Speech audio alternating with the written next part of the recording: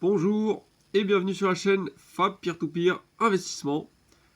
Aujourd'hui, on va faire la mise à jour de mes investissements sur les plateformes Lender Market, Debitum et Via Invest.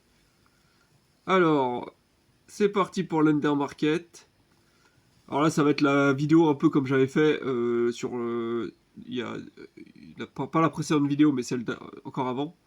Un peu les plateformes no stress. Là, j'ai mis 3 plateformes sur lesquelles j'investis et sans tracas. Vraiment, elles m'ont jamais posé de problème. Donc je vais faire c'est la deuxième série, on va dire.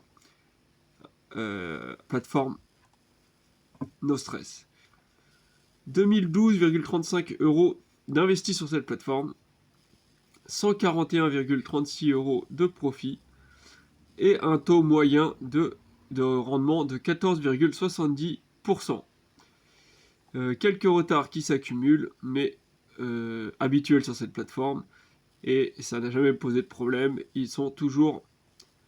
Tous les prêts sont toujours remboursés d'ici les 60 jours de retard. Donc j'ai absolument rien à dire de particulier.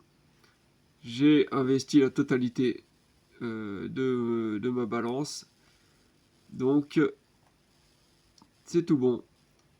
Alors, on va passer ensuite. Alors oui, si juste je voulais préciser une petite chose sur cette plateforme. Ça va être. Ah oui, c'est ça, c'est au niveau des statistiques. Par contre, c'est le seul petit problème. C'est qu'en fait, on n'arrive pas à trouver les informations sur la répartition de mes prêts, de mes investissements par pays ou par initiateur de prêt. Il n'y a pas de. Il n'y a pas de statistiques, on n'a pas de fromage là qui nous montre les pourcentages. Ça, c'est un peu dommage. Donc, ce qui fait que quand je veux. Voilà, là, on est sur la liste de prêts. Quand je veux investir, par exemple, quand j'ai des fonds disponibles et que je veux investir sur un prêt, et ben, à chaque fois, je me dis sur lequel pays je suis le moins investi ou sur quel initiateur de prêt. Et ben, j'en sais rien. Du coup, j'investis au hasard. Bon, après, tant pis, hein, enfin, on peut regarder ça, mais il faut le faire manuellement, quoi. Il faut aller dans mes investissements et il faut regarder prêt par prêt chaque pays, essayer de voilà. Il faut faire sa propre statistique. Ou alors c'est possible de le savoir, mais c'est une option qui est bien cachée. Et franchement, je ne sais pas c'est où. Voilà, juste petit défaut que je voulais signaler. Alors sur Debitum, hop, on retourne sur la présentation. Alors déjà, petit truc sympa là, c'était en septembre. Là, bon, on est encore en septembre, mais c'est bientôt fini. Il proposait 2% de cashback en investissant sur l'initiateur de prêt Flexidea. Donc chaque fois que j'investissais sur cet initiateur de prêt, je recevais un peu plus tard l'équivalent le 2% de mon investissement. Sur cette plateforme, donc j'ai 3905,59 euros d'investis. Un gain total de 161,79 euros et un taux de rendement de 10,02%. Aucun retard. Là, sur cette plateforme, là, depuis la précédente vidéo, donc il y a plus d'un mois, je suis toujours à 0 au niveau des retards. En cours de mois, il y a peut-être de temps en temps un ou deux prêts qui passent en délai de grâce, mais c'est tout. Et d'un côté, limite, j'ai envie de dire dommage, puisque cette plateforme offre un rendement boosté quand les prêts arrivent en retard. Le taux de rendement augmente, donc limite, c'est presque dommage, mais c'est pour dire que cette plateforme, enfin moi je l'aime bien depuis le début, j'ai toujours dit que je me sens bien en confiance avec cette plateforme, et je trouve que ça se confirme à chaque fois, chaque mois, tout se passe parfaitement bien. J'ai vraiment pas de problème avec cette plateforme. Qu'est-ce que je veux dire? Au niveau des investissements, comment ça marche sur cette plateforme? Là, c'est pareil, hein, on a un petit problème sur cette plateforme, c'est qu'on n'a pas par contre de statistiques. Mais là, bon, on va dire que c'est un petit peu moins compliqué parce qu'il y a pas beaucoup d'initiateurs de prêt en réalité, hein, sur cette plateforme. Là, je vous montre, là, il y a 8 actifs. 8 actifs sur lesquels on peut investir. Et sur ces 8 actifs, il y a grosso modo 3 initiateurs de prêt différents. Evergreen Capital, Triple Dragon, ou Triple Dragon, peu importe. Et Flexidea. Voilà, je crois que c'est tout, j'ai fait le tour. Hein. J'en ai pas oublié. Ouais, Evergreen Capital, Triple Dragon, Flexidea. Et c'est tout. Donc on voit que donc ici c'est des ABS, des Asset Bucket Securities, soit comment dire, des actifs adossés à des sous-jacents, pardon, à des prêts du coup. Et donc là, voilà, chaque actif représente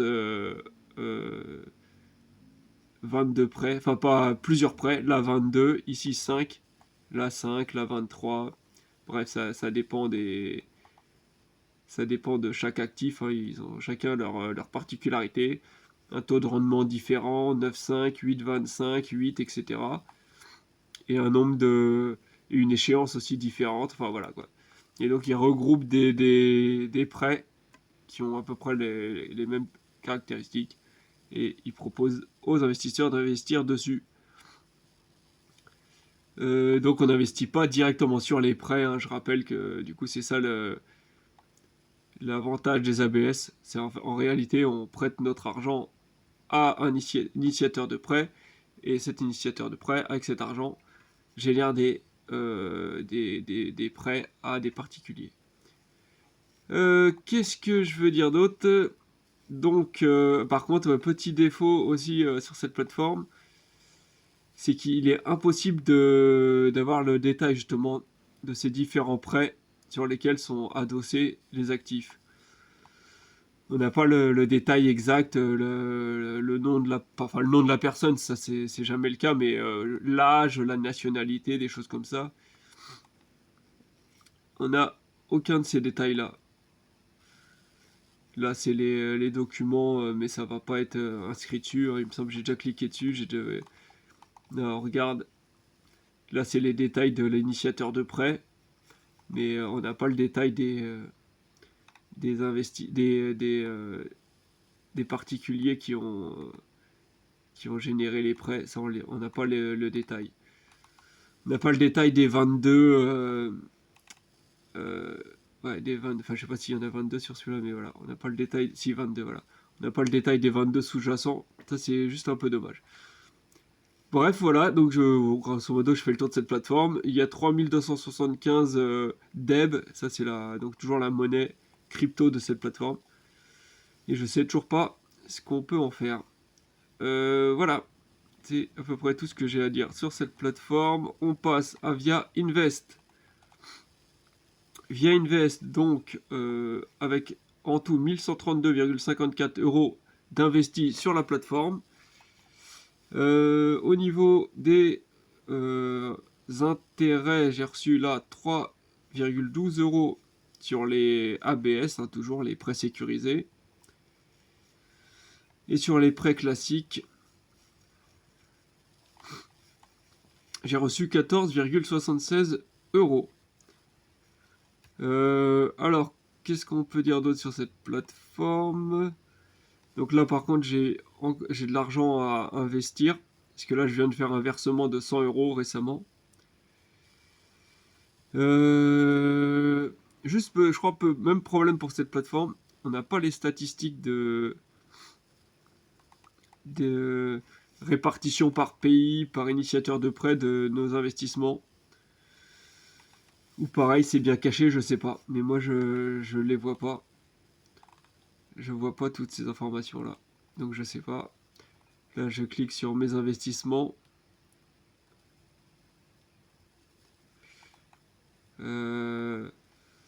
Et là, on a tout le listing. Mais non, on n'a pas de... Donc ça, c'est encore le petit problème, mais bon. Alors, je vais investir sur un prêt en direct, tant qu'à faire. J'ai de l'argent à investir. Et ben voilà. Et tout à l'heure, pourtant, j'ai vérifié, il y avait des prêts disponibles. Vous voyez, bah, ils sont tous partis, hein, comme quoi.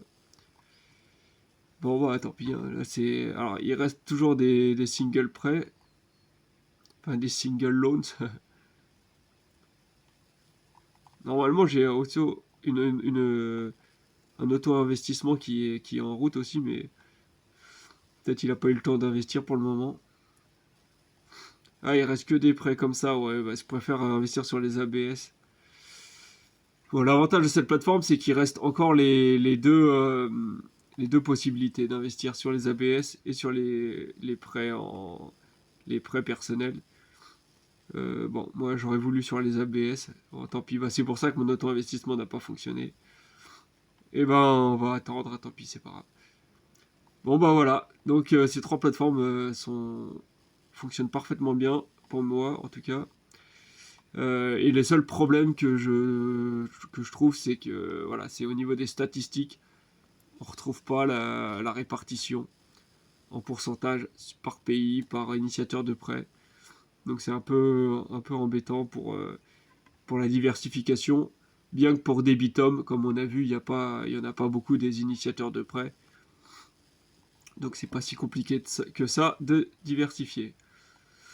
Alors, juste et pour comparer, hein, vous voyez, là, par exemple, j'avais ouvert la Mintos parce que je me suis dit, il y a bien des... Ah, alors par contre, je me suis fait déconnecter là. Aïe. Ouais, non, déconnecté. Bon, c'est vrai. Mais sur Mintos, par contre, on a les détails sur les... Donc, bien sûr, sur tout ce qui est initiateur de prêt, en pourcentage, comment on est réparti, les pays. Et on a également le détail comment dire, sur les ABS, comme Mintos maintenant a aussi des prêts sécurisés, hein, comme j'avais déjà expliqué. Et quand on clique sur les ABS sur Mintos, on a le détail de chaque, on a le détail des différents prêts qui sont adossés à l'actif. Alors que là, sur Via Invest, c'est pareil, on n'a pas l'information. On nous dit juste que voilà que c'est des ABS, mais on a rien d'autre. À la limite, Via Invest nous donne même pas non plus le nombre de prêts qui sont inclus sur un actif. On n'a pas toutes ces informations là, ou alors peut-être c'est dans ces documents, mais j'ai cliqué dessus, franchement j'ai pas trouvé. Enfin, c'est une information qui aurait dû être quand même assez, voilà, qu'on aurait dû trouver rapidement, quoi. Là on les trouve pas. Bon, bref, on va passer aux petites fiches comparatives. Et on arrive sur l'Under Market. Et hop là, je bascule par ici. Donc, entre le 21 août et le 27 septembre, hein, sur une période d'un peu plus de 1 mois, je suis passé de 1886,95 euros d'investi à 2012,30. Et donc, ça fait 125,35 euros d'évolution de plus. Au niveau des gains, de 115,96, je passe à 141,31. Et donc, ça a évolué de 25,35 euros. Et donc, la performance sur cette période est de 1,26%. Donc, toujours des rendements extrêmement élevés sur l'Under Market. Très bonne performance. Et ça ne m'étonnerait pas qu'elle se retrouve encore première du classement qui va arriver là début octobre.